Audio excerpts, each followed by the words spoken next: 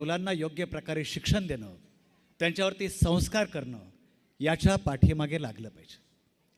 हल्ली आपण काय करतो, मुलांना कुठल्या तरी ओकेजनच्या निमित्तानं त्यांना महागडी घड्याळं देणं, त्यांना स्मार्टफोन देणं, त्यांना गाड्या घोड्या घेऊन देणं.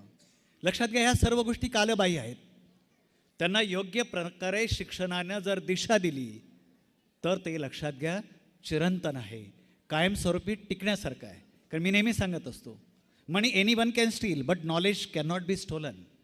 पण लक्षात घ्या, संपत्ती चोरीला जाऊ शकते परंतु ज्ञान हे कधीही चोरीला जाऊ शकत नाही. ह्या भूमिकेतनं आपण मुलांना घडवण्याचा प्रयत्न केला पाहिजे. आता विद्यार्थी खरं म्हणजे अभ्यासाचा सर्वात मोठा अडथळा हा मोबाईल आहे, त्याच्यापासून मुलांना दूर ठेवलं पाहिजे. ऑस्ट्रेलिया देशानं खूप मोठा निर्णय घेतला. काय निर्णय घेतला तर लक्षात घ्या, 16 वर्षाखालील विद्यार्थ्यांना सोशल मीडिया वापरायला बंदीच करून टाकली.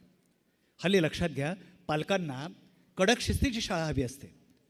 100% पालकांना कडक शिस्तीची शाळा हवी असते, परंतु त्यातील 99% पालकांना शाळेचे कडक नियम नको असतात. दिस इज कॉन्ट्रावर्सी. पण असं नाही होत. आपल्याला शाळेला सपोर्ट केला तरच लक्षात घ्या आपली नवी पिढी ही घडणारी आहे.